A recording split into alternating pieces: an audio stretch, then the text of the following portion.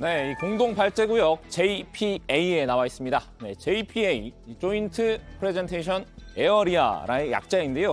준우박 어썸이라는 숨은 의미도 있다는 건 안 비밀입니다. 자, 거두절미하고 이 성남FC 후원금 의혹이 뭔지 한눈에 알기 쉽게 정리해 드릴 텐데요. 이 해당 의혹에 연루된 기업들은 두산건설과 네이버, 이 차병원 등 모두 6곳입니다. 먼저 두산건설부터 살펴볼까요? 지난 2015년 이 성남시는 두산건설이 소유한 정자동의 토지 용도를 변경을 해줬는데요.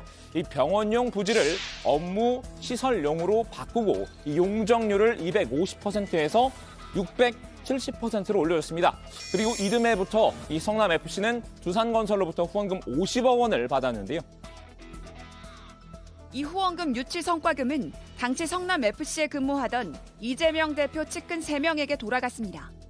검찰은 이 시기 성남FC를 실질적으로 운영한 게 이 대표 최측근 정진상 실장일 가능성에 주목하고 있습니다.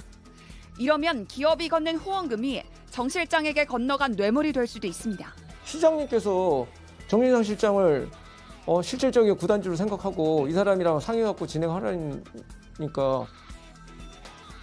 네, 나머지 기업들도 비슷한 방식입니다. 이 네이버는 지난 2016년 이 성남시에서 건축 허가를 받아서 이 제1사옥 옆 부지에 제2사옥을 건설했죠.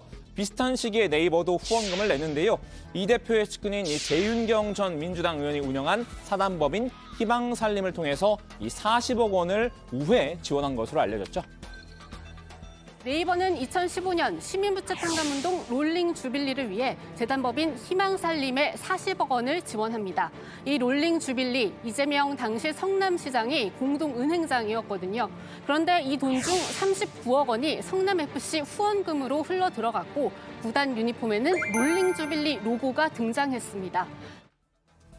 네, 이어서 차병원입니다. 이 차병원은 지난 2015년 성남FC와 스폰서 협약을 체결하고 33억 원의 후원금을 냈습니다.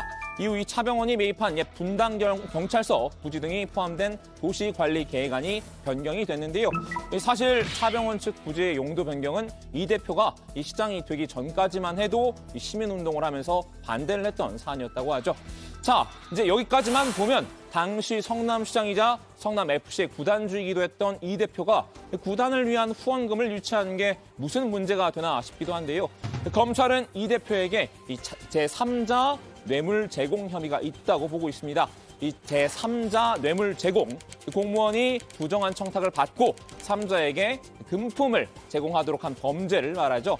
기업들이 당시 이재명 시장에게 인허가 문제된 것 관련해서 부정한 청탁을 했고 그 대가로 제3자인 성남FC 측에 후원금을 건넸다는 게 이 검찰의 판단인데요. 결국 핵심 쟁점은 두 가지입니다. 1번은 실제로 부정한 청탁이 있었는지고요. 2번은 이 부정한 청탁과 성남FC 후원금 사이에 이 대가 관계가 성립하는지 여부입니다. 만일 이 대표가 이 기업 임원 등과 식사를 하면서 구체적인 청탁을 받고 기업의 민원 해결을 지시한 정황이나 증거가 있다면 제3자 뇌물 제공 혐의로 기소가 가능하겠죠. 특히 검찰은 이 성남FC가 이 대표의 최측근인 정진상 전 정무조정실장 등에게 경제적 이익을 주기 위한 통로였을 가능성도 의심을 하고 있습니다. 정신 이상하게 실질적인 걸 다 운영한다고 얘기는 그런 얘기 누구나 그때 당시에 다 하는 얘기였어요. 대장동 남욱 변호사도 2013년 11월 시의회 유력자에게 부탁을 받아 특정 축구인을 감독으로 민원했더니 실제 선임됐다고 JTBC에 증언했습니다. 이재명 대표 측은 기업들이 아무런 대가성 없이 정상적으로 광고비를 집행한 것이라고 혐의를 부인하고 있는데요. 광고비를 받았다고 해도 결국 시민의 이익이 된다고 반발하고 있죠. 이 후원금 유치는 시민구단인 성남FC를 위한 공익적인 행위였을 뿐 자신의 정치적 입지를 다지기 위한 목적이 아니었다는 겁니다. 이재명이 성남시장으로서 성남시의 기업들을 유치해서 세수를 확보하고 일자리를 만든 일이 성남 시민구단 직원들이 광고를 유치해서 성남 시민의 세금을 아낀 일이 과연 비난받을 일입니까? 성남시의 소유이고 성남시의 세금으로 운영되는 성남FC를 어떻게 미르재단처럼 사유화할 수 있다고 생각하는 겁니까? 해당 사건은 이 수사기관이 3년 넘게 수사했지만 증거 부족으로 불송치 결정했던 건이기도 하죠. 과거에도 이 3차례나 소환돼 조사를 받으면서 의혹을 조목조목 부인을 했던 바 있는데요.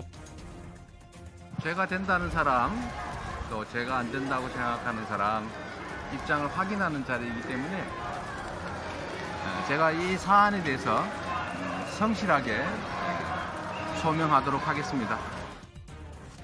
그럼에도 검찰이 정치적인 이유로 수사의 결론을 바꾸려고 한다는 게 이 대표 측의 논리입니다. 오늘의 검찰 소환이 유례없는 탄압인 이유는 최초의 헌정사상 최초의 야당 책임자 소환이어서가 아닙니다. 이미 수년간 수사를 해서 무혐의로 처분된 사건을 다시 끄집어내서 없는 사건을 만드는 없는 죄를 조작하는 사법 쿠데타이기 때문입니다. 법조계는 이 전직 대통령 박근혜 씨의 K스포츠 재단 건과 이 변양균 전 청와대 정책실장의 성곡미술관 건의 그 판결을 참고하고 있는데요. 박근혜 씨는 국정농단 사건 당시 제3자 뇌물 혐의가 인정이 됐었죠. 신동빈 롯데그룹 회장이 K스포츠 재단에 70억 원을 후원하도록 한 게 유죄라는 건데요. 반면 이 변 전 실장은 기업 10곳 10여 곳으로 하여금 이 신정아 씨가 일하던 미술관에 돈을 내게 했지만 이 해당 혐의는 무죄 판결이 났습니다. 검찰은 일단 어떤 식으로든 이 대표를 기소하겠다 이런 방침은 확실해 보이는데요. 결국 양측은 법정에서 치열한 법리 공방을 벌일 것으로 보입니다. 성남FC 외에 이 대표의 다른 사법 리스크와 오늘 소환과 관련한 정치권 반응은 들어가서 얘기 나눠보겠습니다. 지금까지 공동발제구역 JPA였습니다.